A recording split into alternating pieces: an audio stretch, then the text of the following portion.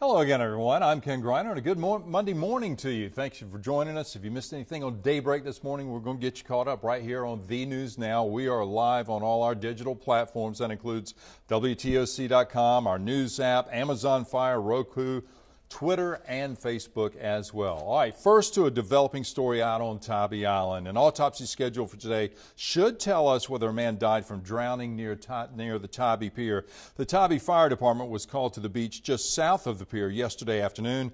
When they arrived, people had already pulled the man from the water, started trying to revive him. Now, officials took over, immediately transported him to Memorial Hospital, where he later died.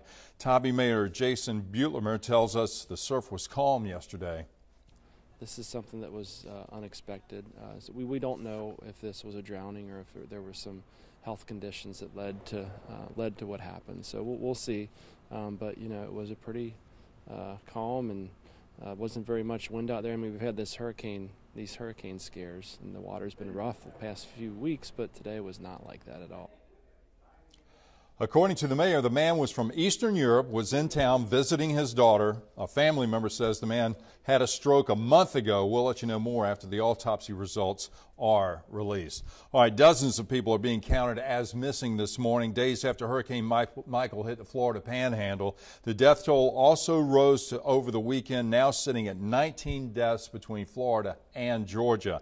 Mexico Beach, Florida saw the worst of Michael's effects. Officials say the tourist town was wiped off the map. Reports vary how many people are missing. Some say 30, others say as many as 79 people are unaccounted for right now. The search and relief efforts are made more difficult by widespread power outages and the sheer amount of damage the town experienced. A lot of our homes, a lot of our families have been displaced, homes have been destroyed, damage has been everywhere. So we're having to deal with that as we're dealing with this incident as well. Despite the warnings, emergency management officials in Mexico Beach say almost 250 people rode out the storm instead of evacuating. Florida Governor Rick Scott said the state is doing everything it can to provide relief for them. The funeral for one of the Georgia victims of Hurricane Michael is happening today. Services will be held this morning for 11-year-old Sarah Radney. She was killed Wednesday night when a metal carport was lifted by Michael's winds and crashed into her grandparents' house. Sarah's grandmother was also hurt, but she will survive.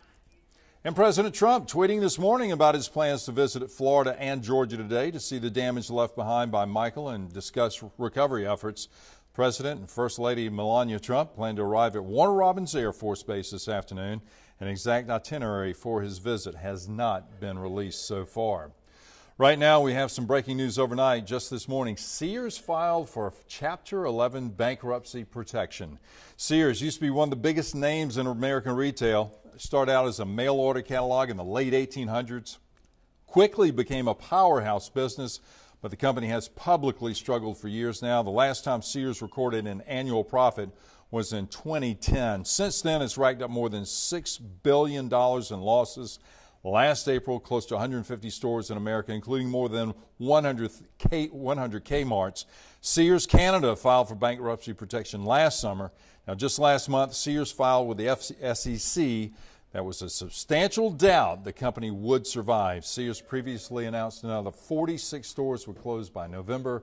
That list includes the Sears at the Oglethorpe Mall. There's some big jackpots up for grab this week. No one won the Mega Millions or the Powerball this weekend. Mega Millions is now up to a whopping $654 million. That's just $2 million short of the largest Mega Million prize ever.